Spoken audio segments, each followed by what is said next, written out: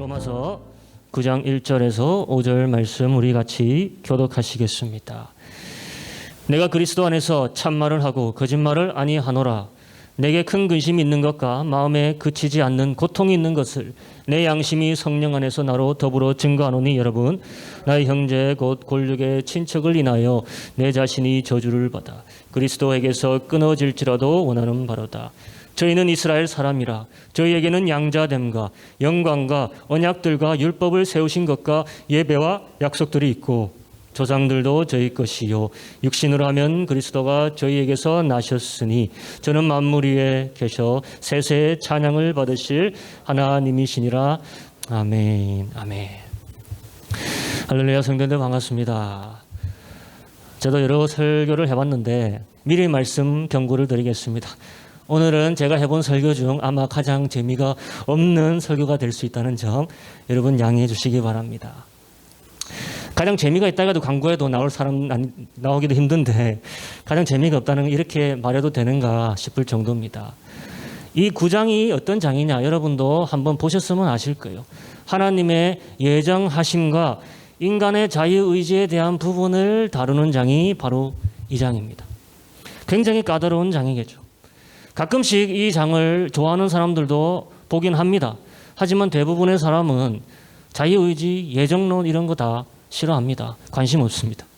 하지만 여러분은 오늘 조금이라도 흥미있게 듣는 은혜가 임하기를 축원합니다. 왜냐? 당시 이 편지를 받아 듣고 있던 로마 교회 사람들은 이 부분을 매우 흥미있게 들었기 때문이에요. 왜냐? 그들에게 진짜 이슈가 되고 있던 문제였기 때문입니다. 그때 당시에 로마 교회는 이방인들도 있었지만 유대인들도 있었습니다. 누구는 하나님께 선택을 받고 누구는 하나님께 선택을 못 받고라는 이슈가 그들에게 와 닿을 때였습니다. 우리도 가끔씩 생각해 볼 때가 있잖아요. 생각하다 그냥 잠이 들어서 그렇지. 그래서 그들에게 더 와 닿았다는 겁니다. 왜냐? 하나님께 선택받은 민족이라 했던 유대인들이 교회에서 얼마 되지가 않았어요. 대부분은 유대인들이, 밖에 있는 유대인들은 어떤 자들이었냐? 복음을 박해하는 자들이었습니다. 그래서 이 교회에 있는 유대인들에게 또 이 교회에 있는 이방인들에게 바깥에 있는 유대인들에 대한 현상에 대한 설명이 필요했어요. 바울이 그 설명을 9장에서 해주는 겁니다. 여러분들도 신앙생활 하시다 칼빈 주인이 알미니안 주인이 예정론이니 자유의지니 지나가다 한 번쯤은 들어보신 적이 있을 것입니다. 다 이 장에서 시작된 거예요. 9장에서. 침례교회는 어떨까요? 침례교회는 칼빈주의를 믿기도 하고 안 믿기도 합니다. 예정론을 믿기도 하지만 또 아니기도 해요. 오늘 로마서 9장이 왜 읽는 자들에게 항상 어려웠느냐? 그것은 이 장을 한 사람의 구원을 위한 하나님의 예정을 설명하는 장으로 오해하기 때문이에요. 만약 바울 사도가 정말로 하나님에 대한 그 신비한 예정에 대해서 우리에게 설명을 해주기를 원했다면 한 장으로 되지 못하겠죠. 장황한 글을 썼어야 될 것입니다. 이해하기 위해서는요. 그게 목적이 아니라는 겁니다. 지금 바울이 뭘 쓰고 있습니까? 책을 쓰는 게 아니라 편지를 쓰고 있습니다. 바울은 자기 감정을 실어서 로마에 있는 이방인과 유대인 교인들에게 자신의 애로사항, 또 이 교인들이 가져야 할 믿음의 확신에 대해 권면하고자 편지를 쓰는 겁니다. 신학적 토론이 아니라 예정론이니 자유의지니 이런 학문을 정립하려고 글을 쓰고 있는 게 아니라는 거예요.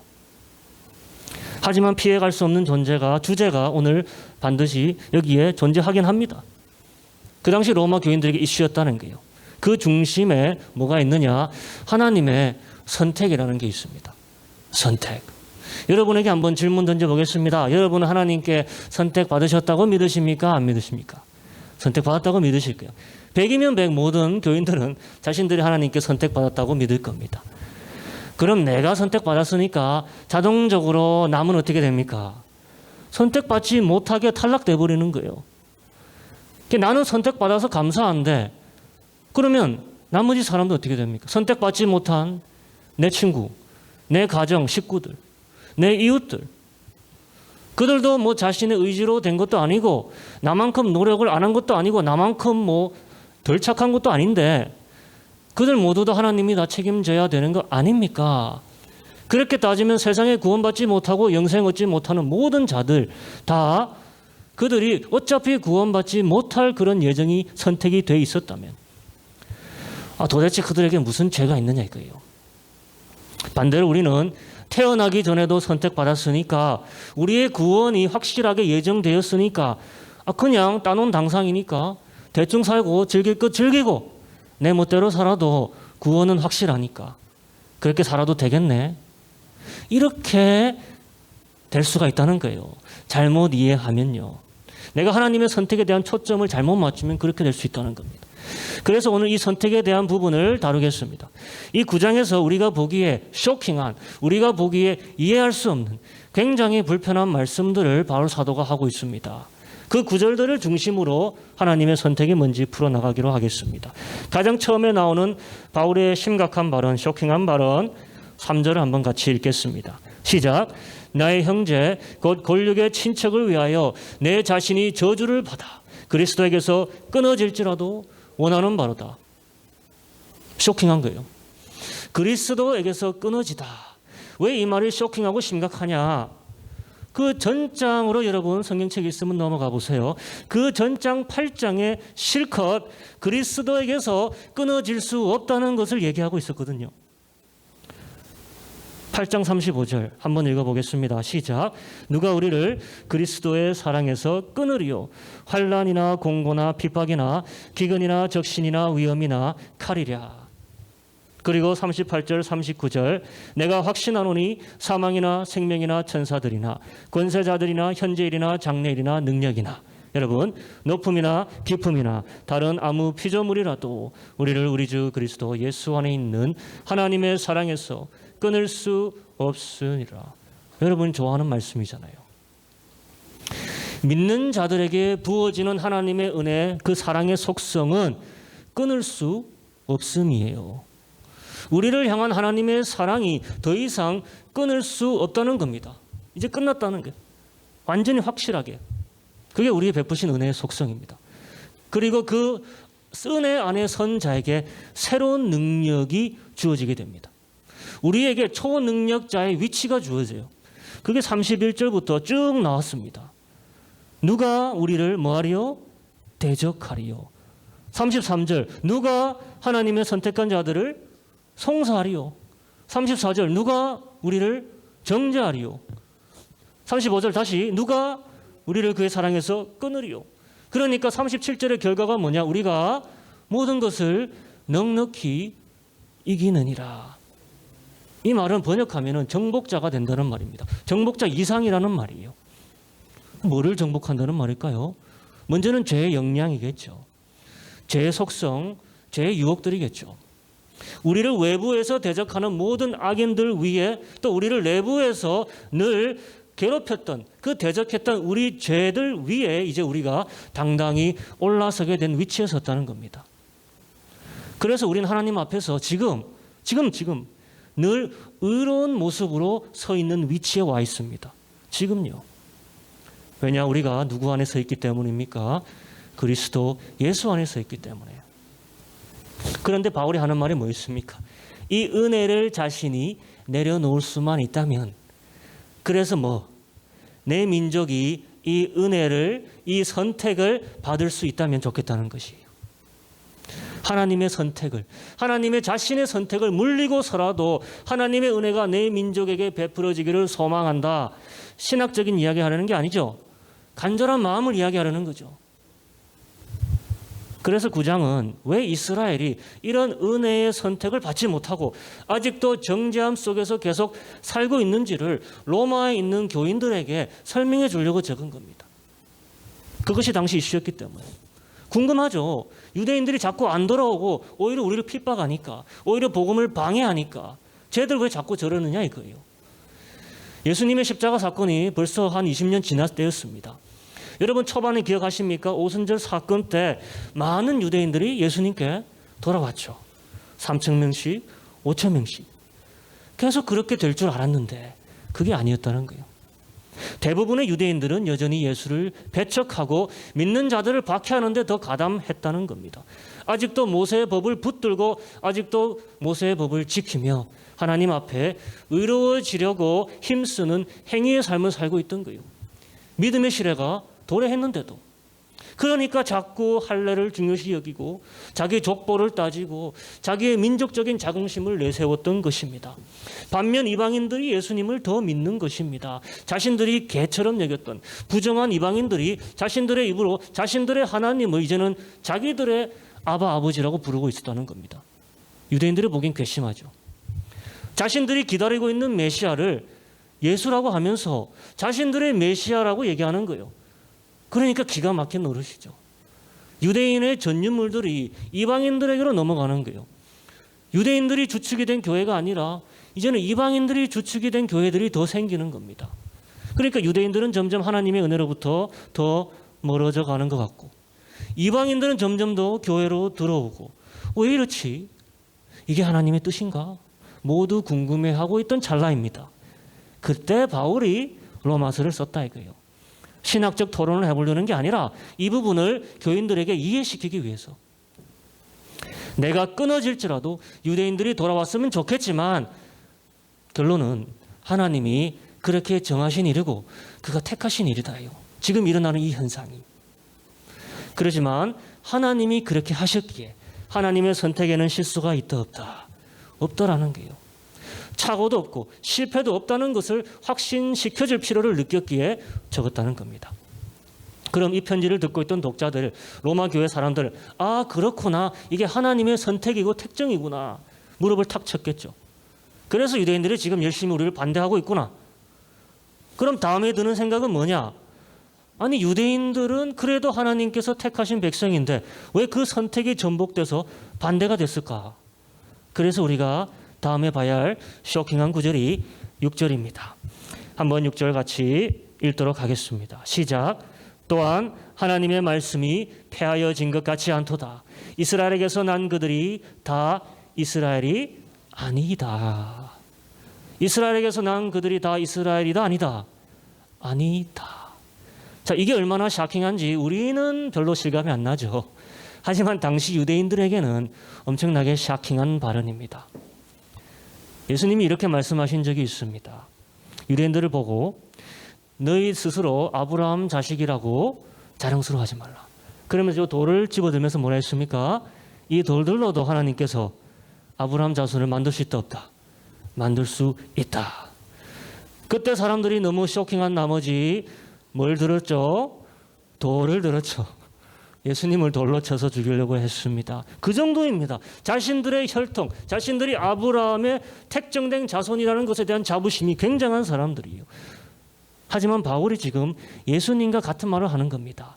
이스라엘인이라 해서 이스라엘이 아니라는 게요. 누구만 이스라엘이다 할까요? 믿음이 있는 이스라엘만이 이스라엘이다. 이스라엘이 지금 선택받지 못한 것은 국적과 출신의 문제가 아니라 뭐의 문제이다? 믿음의 문제라는 것입니다. 이제는 국적이라는 카테고리로 이 현상을 이해하려고 하지 말라는 거예요. 그리고 예를 들죠. 아브라함의 씨가 다 약속의 자녀가 아니다. 그 다음 절에 나오죠. 분명 하나님이 약속하셨습니다. 내가 아브라함 너의 씨를 통해서 민족을 이루고 너의 씨를 통해서 세상 모든 민족에게 복을 주겠다. 그런데 다 그런 씨가 아니었다는 겁니다. 아브라함의 첫 씨가 누구였습니까? 이스마엘이었어요. 이스마엘이 그 역할로 선택받았던 것이 아니었다 이것이요. 그리고 아브라함이 나중에 많은 자식들을 가집니다. 후처, 카투라로 인해서 소생들이 있어요. 하지만 그 언약의 역할로 선택받은 것이 아니었어요. 그 소생들도. 그럼 오로지 누구를 통해서 난 자? 사라를 통해서 난 이삭을 통해 약속의 선택이 내려갔다라는 겁니다. 그렇다고 해서 이스마엘이나 그 다른 자식들에게 구원의 은혜가 아예 없다는 말이 아니겠죠. 약속의 선택권만을 이야기하는 겁니다. 지금. 또한 한 단계 더 내려가서 이삭도 아이를 가지게 됩니다. 2명을 가지게 되죠. 쌍둥이죠. 두 아이 모두에게서 이 약속의 선택권이 내려가는 게 아니었다는 겁니다. 에서와 야곱이 있었지만 누가 선택을 받습니까? 야곱이 선택을 받죠. 12절 13절 한번 보겠습니다. 리브가에게 이르시되 큰 자가 어린 자를 섬기라 하셨나니. 자, 이거는 창세기에 있는 말씀입니다. 13절 기록된 바 내가 야곱은 사랑하고 에서는 미워했다 하신 것 같으니라. 자, 이거는 말라기서에 있는 말씀입니다. 그러니까 구약의 가장 첫 번째 책인 창세기, 가장 마지막 책인 말라기에서 동일하게 하나님의 선택권에 대해서 이야기하고 있습니다. 잘 보고 이해하라는 거예요. 성경 전체에 들어있는 이야기니까. 야곱은 사랑하고 에서는 미워했다라는 말이, 야곱은 너는 내가 택했으니까 천국으로, 에서 너는 지옥으로 가라, 이 말이겠습니까? 아니라는 거예요. 구원에 대한 예정을 했다는 말이 아니라 아브라함에게 주셨던 그 약속이 야곱에게 주어지기로 작정되었기에 에서는 자동적으로 탈락되는 겁니다. 그리고 그 충분한 이유를 성경에서 설명하고 있어요. 에서는 장자권을 소중히 여겼다 했습니까? 멸시했다 했습니까? 멸시했다 했습니다. 경멸했다 했습니다. 스스로 장자권을 포기한 것이요. 하나님이 시켰습니까? 본인이 했습니까? 본인이에요. 또한 말라기서를 읽어보면은 개인적인 야곱과 에서를 이야기하는 부분이 아니라 야곱을 통해 생긴 이스라엘 민족을 얘기하는 거고 에서를 통해 생긴 에돔 민족을 얘기하는 겁니다. 개개인의 구원에 대한 이슈를 이야기하는 게 아니라는 겁니다. 하나님의 약속이 야곱이 이룬 그 이스라엘 민족을 통해 내려갔다. 그에 반해서 에돔은 어떤 민족이 됩니까? 나중에 이스라엘을 그렇게 괴롭히고 대적하는 민족이 되잖아요. 그러니까 하나님이 에돔을 미워한다는 겁니다. 그 에돔이 세울 나라의 가치, 그 나라의 문화, 그들의 삶의 방식을 하나님이 너무 싫어하신다는 거예요. 야곱과 에서가 뱃속에 아직 있었을 때, 아니 이미 그 전에 이런 민족적인 대립이 일어날 것을 하나님께서 예정하셨다는 겁니다. 허락하셨어요. 그래서 하나님이 예정하신 부분은 개인적 구원을 말하는 게 아니라 민족적 역사를 의미합니다. 그리고 지금 와서 보니 또 이런 현상이 일어났다는 거예요. 이스라엘이 또 다 선택받은 게 아니었다는 겁니다. 아브라함의 약속이 지금 모든 이스라엘 국적을 소유한 자들에게 넘어간 게 아니라 오로지 그 중에서 누구를 믿는 자들을 통해서 예수를 믿는 믿음으로 받아들인 자들, 그들만을 통해서 지금 내려가고 있다는 거예요. 그 아브라함의 약속이요. 그러므로 민족 이스라엘은 더 이상 아브라함의 약속의 카테고리가 아니라 예수를 믿는 믿음이 약속의 카테고리이자 선택의 전제 조건이라는 말입니다. 그렇죠. 여러분, 모든 사람이 어떻게, 세상의 모든 사람이 아브라함의 약속을 짊어지고 갈 수 있겠습니까? 약속을 짊어진 소수를 통해서 하나님이 세상에 하나님의 뜻을 펼치십니다. 그 정확하게 말하면 그 약속을 짊어진 사람은 오로지 단 한 명밖에 없었습니다. 율법을 완전히 행하여 하나님의 약속을 완성한 사람은 이 세상에 몇 명밖에 없었습니까? 한 명, 한 사람이요. 그 한 사람의 삶과 죽음과 부활을 통해서 그 약속이 그 한 사람에게로 넘어갔고 그 한 사람을 통해서 또 그 사람을 믿는 모든 이에게로 넘어간 것이에요. 그 사람은 율법의 완성자 누구입니까? 예수 그리스도죠. 그래서 이 사람 예수 그리스도를 믿는 모든 사람은 이미 그 율법을 완성한 삶으로 하나님 앞에 서게 돼 있는 겁니다. 더 이상 율법을 다 지킬 필요 없이 율법 앞에서 정죄함이 없는 인생이 되었다 이거예요. 율법으로 사는 게 아니라 예수의 생명의 법으로 산다는 겁니다. 유대인이건 헬라인이건, 법을 가진 유대인이건 법이 없던 헬라인이건, 율법의 완성자 예수의 다 끝내버린 십자가 사역을 믿음으로 받아들인 자는 모든 것을 다 이룬 사람이 되었다는 거예요. 여러분, 이게 얼마나 놀라운지요. 세상으로 따지면은 아무것도 안 하고 성인 군자가 돼버린 겁니다. 돌을 트게 된 거예요. 초월한 사람이 된 겁니다. 그 이상이죠. 이런 사람의 반열 더 위에 오르게 된 거예요. 한 게 아무것도 없는데 의로운 자가 된 겁니다. 그것도 사람 앞에서가 아니라 기준이 누굽니까? 하나님 앞에서요. 얼마나 놀라운 건지 아십니까? 그러므로 바울이 했던 말이 뭡니까? 의롭게 된 우리를 누가 정죄하리요? 누가 상소하리요? 누가 끊으리요? 아무도 못한다. 이게 하나님의 뜻이고 하나님의 택정이고 선택이다. 그래서 바울이 편지를 계속 쭉쭉 써내려갑니다. 14절. 그런즉 무슨 말 하리요? 하나님께 불의가 있느뇨? 그럴 수 없다. 하나님이 이렇게 하신다는데 잘못이 있냐 이 말이죠. 하나님의 구원이 오로지 예수를 통해 이루어지듯 하나님의 약속의 확장도 오로지 그 예수를 믿는 택한 자들을 통해서만 이루어진다. 민족 이스라엘이 아니다. 예수를 믿는 모든 사람이다. 누구는 구원받고 누구는 구원 못 받고 정해진 것을 이야기하려는 것이 아니라 누구는 지금 아브라함의 언약의 사역을 위해서 택함을 받아서 하나님의 믿음의 일의 사역을 해내 가고 있다는 것입니다. 그것은 지금 유대민족이 아니라 누구라는 거예요? 믿음을 가진 모든 사람들이라는 것. 이게 택정하심이에요. 그런데 안 믿는다고 해서 하나님께서 선택 안 하신 건 아니에요. 하나님의 구원의 사역을 반대하는 자들마저도 하나님께 어떻게 보면 택함을 받았다 지금 이야기하고 있습니다. 17절. 같이 한번 읽어볼게요. 시작. 성경이 바로에게 이르시되 내가 이 일을 위하여 너를 세웠으니 곧 너로 말미암아 내 능력을 보이고 내 이름이 온 땅에 전파되게 하려 함이로라 하셨나니. 자, 여러분 출애굽의 사건 한번 생각해 봅니다. 하나님이 누구를 선택하셨습니까? 모세를 선택하셨잖아요. 요게벳의 아들로 3개월 동안 숨어서 지내다 더 이상 아이가 울음을 그치지 못하니까 그 나일강에 뛰어서 누구에게 발각됐습니까? 애굽 바로왕의 공주에게. 그래서 양자 삼게 되어서 이집트의 왕자로 궁에서 자라게 되죠.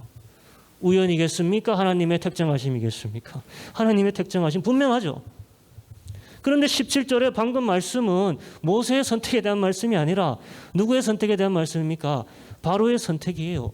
모세를 하나님의 구원의 역사의 리더로 선택하셨던 것처럼 하나님이 애굽 왕 바로도 선택했다는 겁니다. 모세를 대적하고 하나님을 대적하는 도구로 선택하셨다. 그런데 이유는 똑같아요.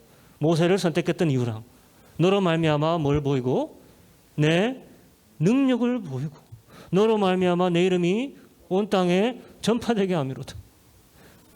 여러분 여기서 우리는 예정론에 대한 많은 궁금증이 풀립니다.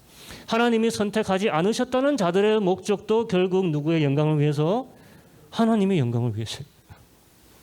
하지만 어떤 자는 긍휼을 위한 긍휼의 도구로 어떤 자는 멸망을 위한 멸망의 도구로 선택함을 받았다는 것입니다. 그럼 이렇게 이야기할 수 있죠. 하나님이 바로를 그렇게 만드셨네. 바로의 탓이 아니겠네. 그게 19절 말씀이에요, 여러분. 네. 19절 같이 읽어봅니다. 혹 네가 내게 말하기를 그러면 하나님이 어찌하여 허물하시느냐 누가 그 뜻을 대적하느냐 하리니. 그럼 하나님이 어찌하여 허물을 찾으시냐 이 말이에요. 그 사람에게서 자기가 그렇게 뜻을 정했으면서. 그러니까 바울 사도가 어떤 대답을 주느냐. 20절 시작. 이 사람아 네가 네기에 감히 하나님을 힐문하느뇨. 지음을 받은 물건이 지은 자에게 어찌 나를 이같이 만들었느냐 말하겠느뇨. 하나님이 설사 그렇게 했다 해도 우리는 할 말이 있다 없다? 없다는 겁니다. 이게 첫 번째 우리 사람이 가져야 할 하나님의 주권에 대한 태도라는 거예요. 그냥 가만히 있어라 조용 안 하는 겁니다. 하나님의 주권에 대해서는. 하나님이 히틀러를 만들었다 한들 김정은을 저 자리에 갖다 놓았다 한들 우리는 그 선택에 대해 할 말이 있다 없다? 없다라는 거예요.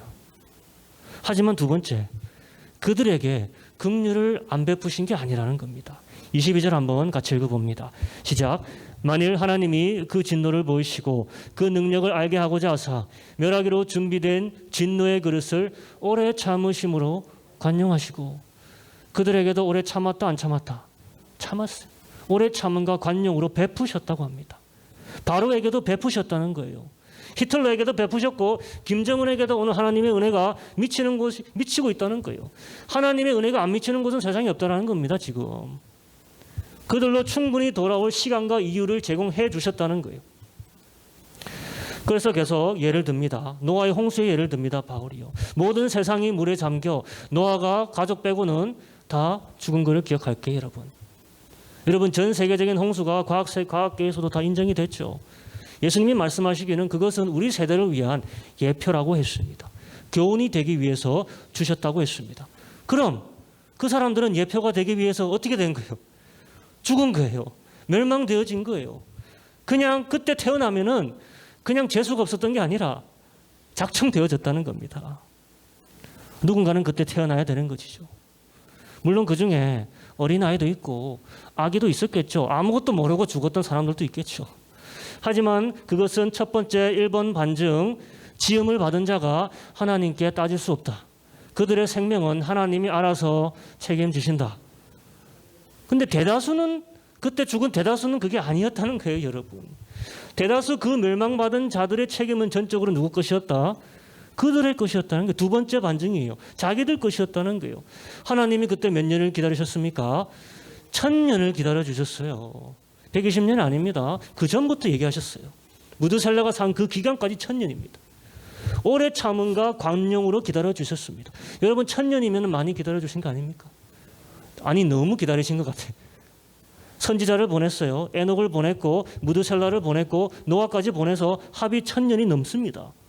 각 세대마다 은혜를, 각 세대마다 기회를 주셨습니다. 근데 그 은혜에 반응한 사람이 있었습니까? 없었습니까? 없었다는 것이 오로지 누가 반응했는지 압니까? 노아 가족 빼고는 동물들만 반응하죠. 동물들만. 동물들은 살려고 그래도 반응했던 겁니다. 근데 사람들은, 인간들은 살려고 반응도 못하는 거예요. 안 했다는 것이겠죠. 왠 줄 압니까? 여기서 우리가 로마서가 강조하는 부분에 다시 초점을 찾아야 합니다. 왜 그들이 안 했을까? 그들에게는 믿음이 없었다라고 합니다. 성경에서요. 어떤 믿음이냐? 어떤 믿음이겠어요? 하나님이 세상을 심판하신다는 믿음을 가지고 있지 않았어요. 이게 얼마나 중요한 믿음인데요. 지금도 마찬가지 인간이 멸망하는 가장 큰 이유가 뭐겠습니까? 하나님이 자신을 심판하실 거라는 믿음이 없었어요. 내가 악함 가운데 이렇게 산다 하더라도 언젠가 하나님께서 심판받을 것이라는 믿음이 있으면 돌아올 수밖에 없습니다. 그런데 이 간단한 믿음을 가지는 게 그렇게 어렵다는 거예요. 뭐가 어렵습니까? 이 세상에 결국 세상을 만드신 하나님께 심판받을 것이라는 그 믿음이 왜 그게 어렵다는 거예요? 온 세상 만물에 이미 선포되었다 했습니다. 창조 세계에 증명되었다. 로마서 1장에 처음부터 진술하고 갔어요. 또 노아의 홍수 말고도 소돔과 고모라의 예시가 있죠. 그 두 도시도 마찬가지 우리를 위한 예시로 주어졌다 예수님께서 말씀하셨어요. 성적 타락의 온상이었죠. 육체로 산다는 것이 제대로 무엇인지를 보여주는 예입니다. 육신으로만 살고 있는 지금 세상 사람들에게 다 해당되는 말이에요. 젊은이들로부터 늙은이들까지 오로지 성적 쾌락에 취해서 그것을 추구하며 또한 물질적인 쾌락을 추구하며 사는 것이 바로 소돔과 고모라였습니다. 결국 하늘에서 뭐가 떨어졌습니까? 불과 유황이 떨어져서 모두 잿더미가 되어버렸어요. 그러니까 소돔과 고모라도 선택은 받은 거예요. 여러분, 불의 심판이 뭔지를 제대로 보여주기 위해서 하나님께서 미리 택정하신 곳입니다. 그런데 그곳을 멸했다 해서 그게 하나님 탓이겠느냐? 아니라는 거예요. 반대로 소돔과 고모라 같은 곳이 똑같이 있었습니다. 어떤 성일까요, 여러분? 니느웨 성입니다. 요나한테 가서 회개하라고 외치라고 했습니다. 그리고 그 말씀의 내용이 이래요. 40일 후에는 반드시 이 성이 무너진다 했어요. 그러면 선택되어진 겁니까? 안 선택되어진 겁니까? 선택되어진 거예요. 멸망의 그릇으로. 그런데 놀라운 일이 일어납니다. 이 사람들이 어떻게 합니까? 회개하기 시작해요. 그 회개의 이유를 요나서에 이렇게 또 기록해 줬습니다. 감사하게도. 한번 읽어볼까요? 니느웨 백성이 하나님 뭐하고? 믿고 금식을 선포하고 물은 대사하고 굵은 배를 입은지라. 하나님의 뭐를 믿은 겁니까? 심판하심을 믿은 거예요. 그러니까 40일이 지나도 성에 아무 일이 일어나지 않아요. 요나가 팝콘을 튀겨놓고 이제 일어나겠다 했는데 안 일어나니까 어떻게 합니까? 하나님께 화를 내고 성질을 내죠. 내 이럴 줄 알았다는 거예요. 멸망하신다 하시더니 안 할 줄 알았어요. 요나도 대단한 사람입니다. 하나님이 뭐 하실지 이미 알고 있는 사람이에요. 여러분, 멸망을 위해 선택한 곳이라 할지라도 하나님이 바꾸십니까? 안 바꾸십니까? 바꾸세요. 선택 위에 하나님의 긍휼하심이 있고 긍휼하심 안에 하나님의 선택이 이루어지는 겁니다. 그 매개체가 뭐다? 믿음이라는 게 믿음. 하나님의 선택에 우리가 왈가불가할 필요가 없다는 거예요. 왜냐? 우리보다도 하나님은 더 긍휼하신 분이기 때문이에요. 소돔과 고모라의 긍휼이 없었습니까? 하나님이 오래 참으셨다 했습니다. 롯을 보내서 하나님을 전파하게 했다 했습니다. 아브라함의 기도를 통해 구원하실 자를 구원하시려고 또 누구를 보내셨죠? 천사를 보냈잖아요. 그런데 그 천사를 어떻게 대했습니까? 오히려 해하려고 했잖아요.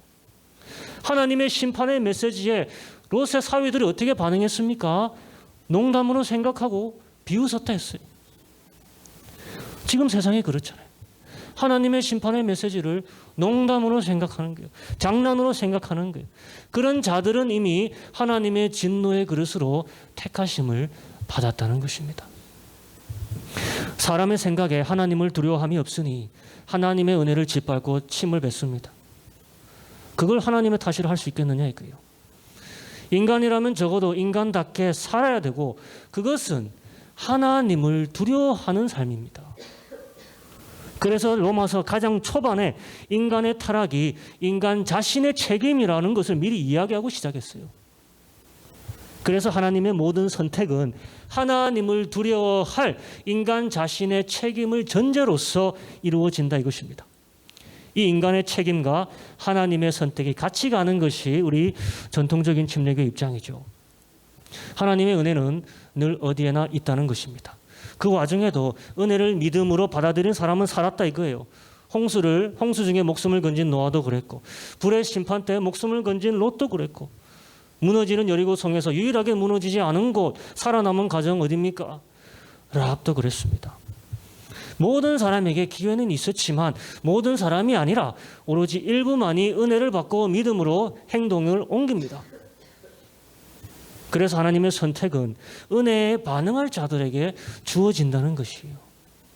그럼 이제 그 은혜에 반응하는 것도 또 하나님의 은혜고 하나님의 선택이 아니냐 이렇게 얘기하면은 계속 쳇바퀴 도는 거예요. 그게 의미 없는 예정론과 자유의지 논쟁에 말려드는 거예요. 바울은 거기까지 가지 않습니다. 그걸 얘기하려고 하는 게 아니기 때문에. 왜 유다 민족이 하나님의 선택을 받고도 선택받지 못하고 복음을 이렇게 반대하느냐? 그 역사적 사실을 해명해 주는 겁니다. 구약의 말씀을 들으세요. 모든 이스라엘이 다 이스라엘이다 아니다. 이스라엘이 아니다. 오로지 은혜를 믿음으로 받은 자들만이 선택받은 이스라엘이라는 거예요. 그러니까 하나님의 계획에는 실수도 없고 후회도 없고 그러니까 너희들 불안해하지 말라는 거예요. 우리나라 말에 성경적인 표현들이 좀 많이 있습니다. 그중에 오늘 로마서와 상통하는 표현이 하나 있는데 그릇이 괜찮다는 표현이 있죠. 우리말에 그릇을 사람의 표현하죠. 한국식 표현이지만 매우 성경적입니다. 성경에 보면 오늘 말씀 보면 두 가지 그릇이 있습니다. 깨어질 그릇이 있고 영원히 쓰여질 그릇이 있습니다. 근데 영원히 쓰여질 그릇은 성전에 드리는 기명들이에요. 그리고 깨어져야 될 그릇은 어떤 그릇이냐? 오염이 된 그릇입니다. 뭐에 오염이 된 그릇이냐? 예를 들어서 죽어있는 벌레가 들어가면 그렇게 돼요. 시체에 접촉된 그릇이에요. 죽음을 담기를 희망하는 그릇은 그 목적을 위해 만들어지는 거예요. 결국 어떻게 됩니까? 깨어지게 돼 있다는 겁니다. 하나님에 대한 불순종이 죽음입니다. 하나님을 불순종하는 자들을 진노와 심판을 담는 그릇으로 선택하셨다는 거 분명 로마서 첫 부분부터 나왔어요. 2장 5절에 이런 말씀하셨죠. 같이 읽어보겠습니다. 시작. 다만 네 고집과 회개치 아니한 마음을 따라 진노의 날 곧 하나님의 의로운 판단이 나타나는 그날에 임할 진노를 네게 쌓는도다. 자 보십시오. 하나님의 심판이 인간에게 임하는 가장 큰 문제가 뭐라고 나오느냐? 5절에 무엇을 따라서? 고집을 따라서. 고집이라는 거예요. 하나님의 선택, 하나님의 예정하심을 따라서 너희가 멸망한다가 아니에요. 뭐를 따라서? 네 고집을 따라서 네가 멸망한다는 것입니다. 고집이 어디서 오는 걸까? 저도 모르겠습니다. 어린 애들부터 벌써 고집이 있잖아요. 그리고 이상하게 좋은 고집이 아니라 잘못된 것에 대한 고집이 보이잖아요. 그리고 하나님께서 단번에 진노하신다는 게 아니라 심판하신다는 게 아니라 어떻게 한다는 겁니까? 그 진노를 쌓아 가시고 있다는 겁니다. 그것도 은혜입니다, 여러분. 왜냐? 쌓아가는 동안은 은혜의 시간이고 돌이킬 수 있는 시간이 있기 때문이에요. 기회입니다. 빨리 돌이켜야죠. 하나님을 인정하지 않는 모든 세상 사람들이 지금 하나님 앞에 자기의 머리 위에 하나님의 진노를 쌓아가고 있다라고 그러는 거예요. 8절에 또 이렇게 이야기합니다. 같이 읽겠습니다. 오직 당을 지어 진리를 쫓지 아니하고 불의를 쫓는 자에게는 노와 분으로 하시리라. 진리를 쫓지 아니하는 자들 대신에 뭐를 쫓는 자들? 불의를 쫓는 자들. 여러분, 쫓는 거는 누가 시켜야 쫓습니까? 자신들의 노력으로 쫓는 거죠. 1장 24절 같이 읽습니다. 그러므로 하나님께서 저희를 마음의 정욕대로 더러움에 내어 버려두사 저희 몸을 서로 욕되게 하셨으니, 하나님이 잘못이 있다면 그냥 그대로 내버려 두는 죄밖에 없습니다. 하나님이 잘못이 있으면 그들이 원하는 대로. 그걸 어떻게 하나님 탓하겠습니까? 뭐대로 산 자들이라는 겁니까? 자기 마음의 원대로 산 자들, 마음의 욕심과 탐욕과 그 바람대로 산 자들을 그 더러움에 그대로 살게 놔두셨다는 거예요. 하나님이 그렇게 했습니까? 자기들이 그렇게 했습니까? 자기들이에요. 자기들이 고집했다고 하잖아요. 자신들이 불의를 쫓았지 하나님이 쫓게 만드신 게 아니라는 겁니다. 그래서 오늘 결론이 납니다. 9장 결론 30절에서 33절 같이 교독해 봅니다. 그런즉 우리가 무슨 말을 하리요? 의를 쫓지 아니한 이방인들이 의를 얻었으니 곧 믿음에서 난 의요. 여러분, 의의 법을 쫓아간 이스라엘은 법에 이르지 못하였으니 어찌 그러하뇨? 이는 저희가 믿음에 의지하지 않고 행위에 의지함이라. 부딪힐 돌에 부딪혔느니라. 기록된 바 보라, 내가 부딪히는 돌과 거치는 반석을 시온에 두노니 저를 믿는 자는 부끄러움을 당치 아니하리라 함과 같으니라. 불의를 쫓아 살던 우리 이방인들이 의를 얻게 되었다. 믿음에서 난 의.